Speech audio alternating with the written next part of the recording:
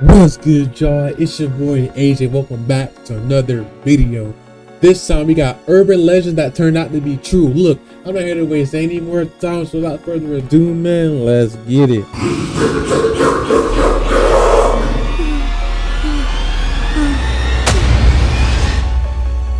West Urban Hobart legends. Haunted House.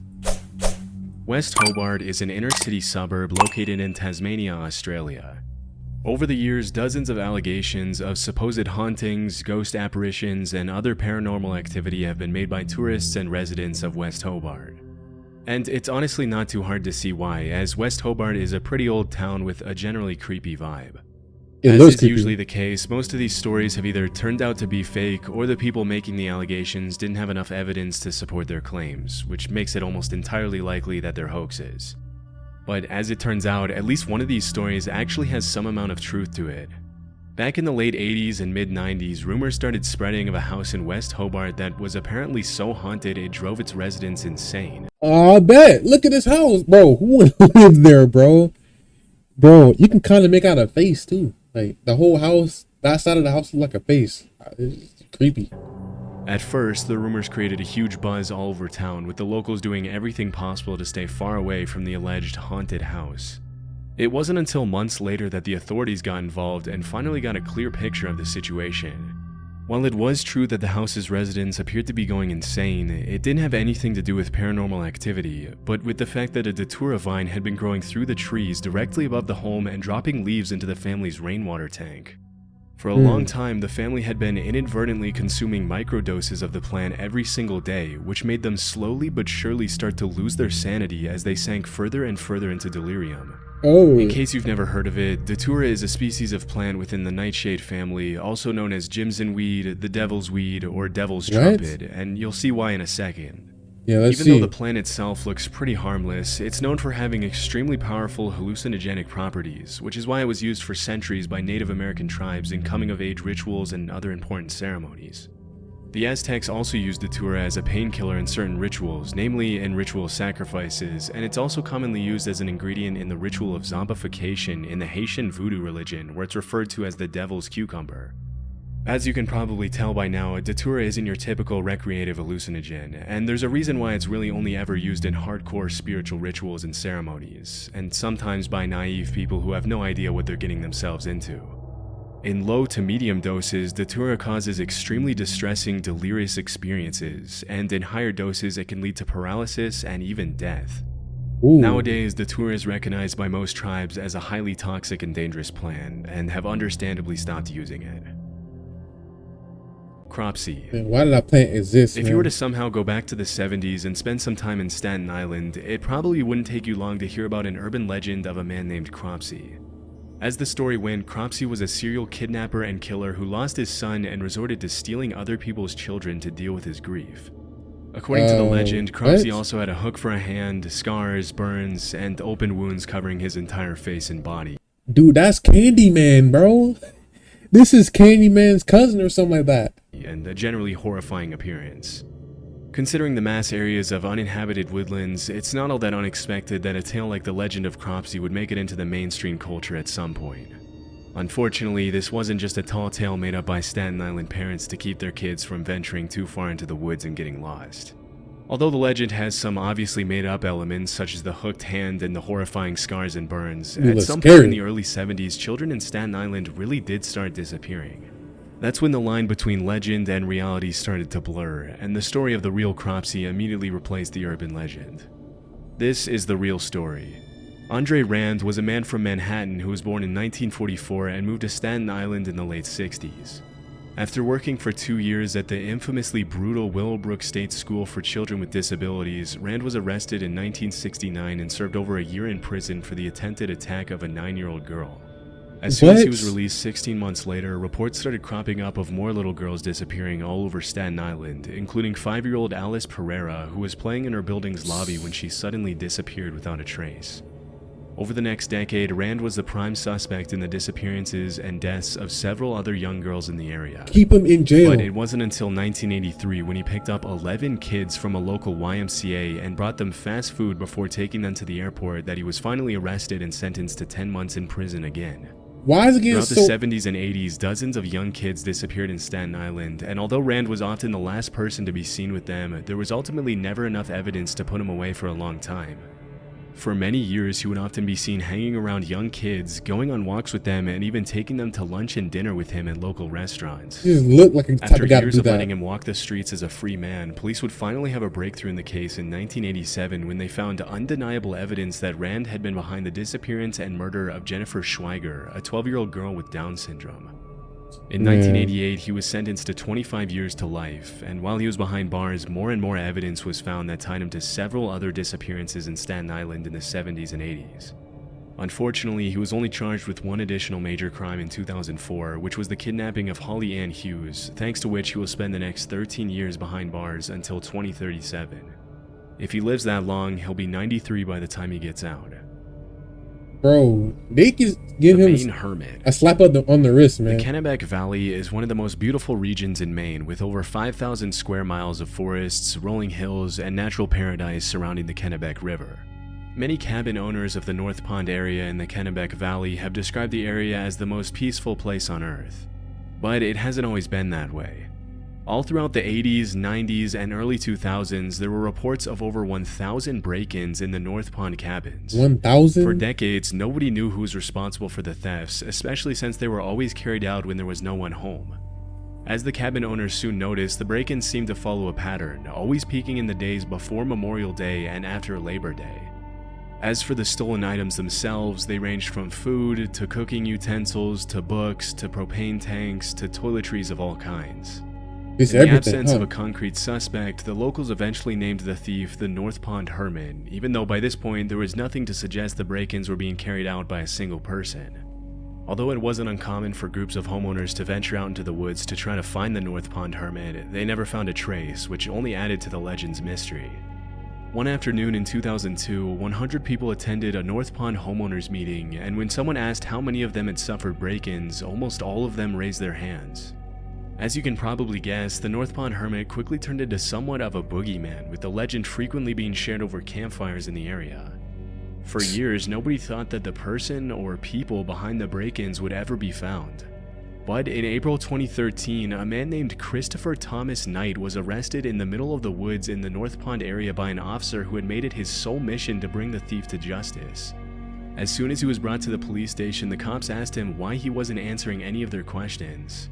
At first, it seemed as though he was having trouble speaking, but eventually he responded that he was ashamed of himself.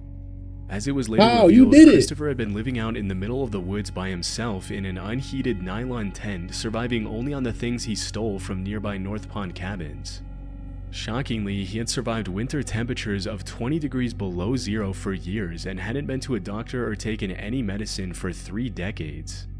What's Dang. most incredible about the hermit's story is that for the entire time he lived in the woods, he didn't have a single conversation with another human being, except for one time when he ran into a hiker and only said hi. Understandably, Chris had lost interest in keeping track of time, so when he was asked how long he had been in the woods by himself, he replied, since the Chernobyl nuclear meltdown, which took place in 1986. As investigators later found out, he was 20 years old when he decided to become a hermit, just a couple of years after high school, although he never gave the authorities a real reason why he decided to disappear.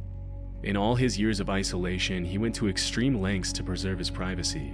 He never lit fires, only moved at night, and hadn't had any kind of communication with the rest of society for more than half of his life. He'd never driven a car, sent an email, or even known what the internet was until his arrest.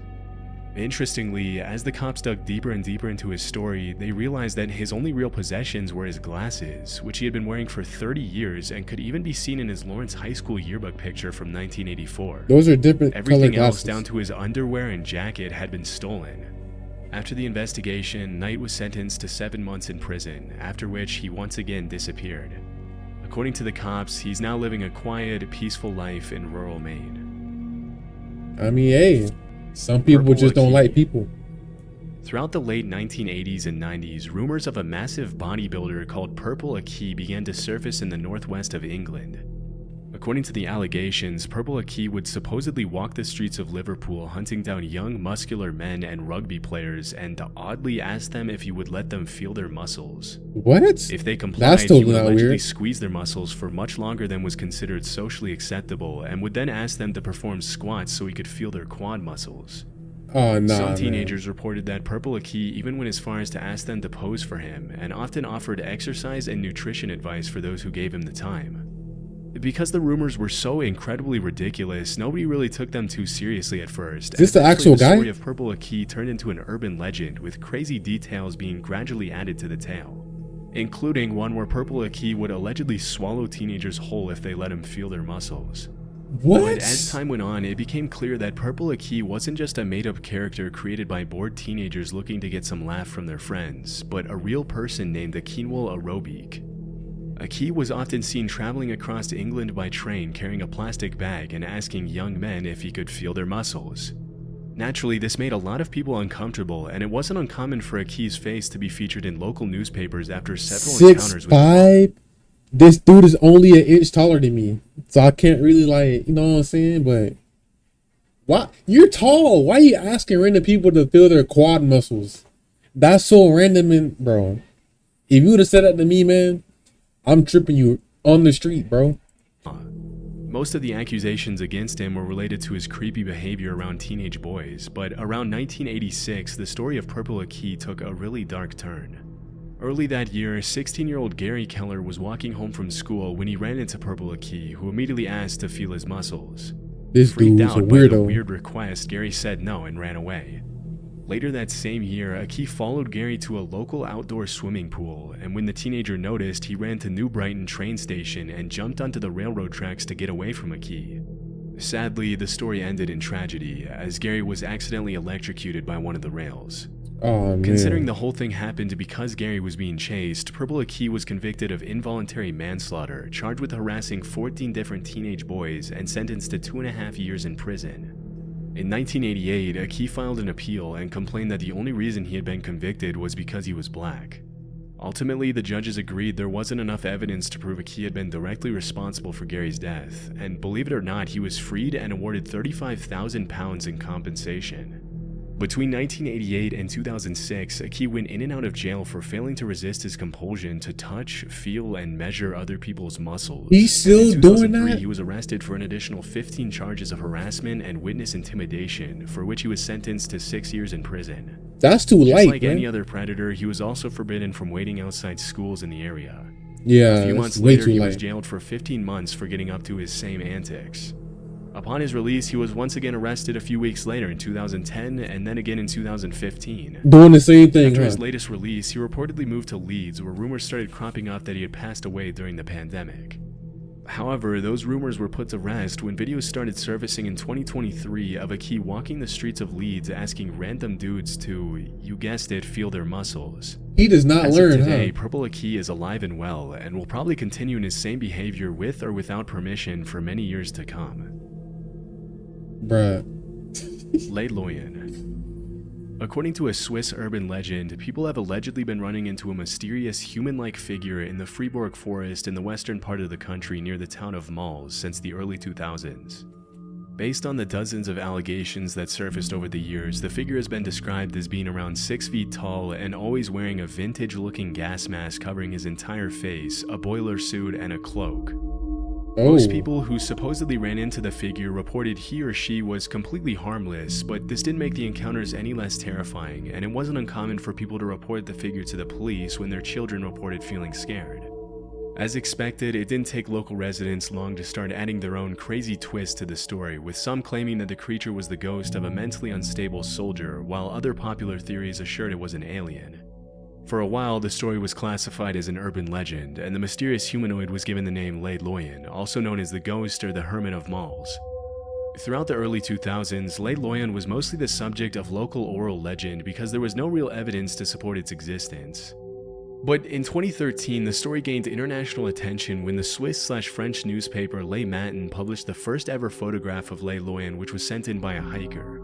After the Ooh. photograph was published, there was no turning back, as people from all over the country started to make trips to the woods outside Mals for a chance to catch a glimpse of Le Loyen. The last known sighting of Lei Loyan took place in June 2013 when a local woman named Marianne Desclous saw the figure clutching a bunch of flowers as she was walking outside. Later that year, Lei Loyan's clothes were found in the middle of the woods along with a wooden note titled "The Death Certificate and Will of the Ghost des Moles." In the letter, Lei Loyan accused the media of having murdered a harmless being by revealing its existence and turning him into a circus freak. That was scary, man. The letter also mentioned that due to the unwanted attention, Lei Loyan had to abandon its daily walks, which were referred to as happiness therapy in the letter. After the cryptic note was published in the newspaper, many people concluded that Lei Loyan had taken its own life, although this has never been confirmed. As of 2024, nobody has ever seen Lei Loyan's true face, and many people have theorized that the figure was possibly a woman with a facial disfiguration who didn't want people to see her, which is supposedly why she wore the gas mask. But this line of reasoning will probably remain unconfirmed forever. The Bunny Man. In the early 70s, dozens of locals started reporting that a man dressed up as a bunny had started haunting the residential neighborhoods around DC, Maryland, and Northern Virginia. Although dressing up as a bunny in itself seems pretty harmless, That's what made crazy. the encounters a little scarier was that the guy would allegedly threaten children on the street with an axe and frequently vandalize people's property for no apparent reason. Even though sightings of the so-called Bunny Man were pretty rare, they seemed to follow a pattern, as the man usually appeared in secluded locations where there weren't a lot of witnesses. The story itself has a lot of elements of a typical urban legend and is kind of hard to believe, but through my research I found that it's all loosely based on a true story. In 1970, a couple was parked in a driveway close to a bridge on Colchester Road in Fairfax County when suddenly a random guy appeared out of nowhere, yelled at them for allegedly trespassing, and threw a hatchet at their car. Oh Terrified, my. the couple left the area immediately before they had a chance to get a good look at the guy. As they reported the incident to the police, they mentioned the guy had been dressed in light-colored clothing and may or may not have been wearing something white on his head. Although the couple never mentioned anything about a bunny in their statement, as soon as the story hit the news, people started claiming that the hatchet thrower had been wearing bunny ears. Pretty soon, rumors of a man in a bunny suit threatening kids in the woods with a hatchet started surfacing all over the DMV area, and as the years went by, the stories got wilder and harder to believe.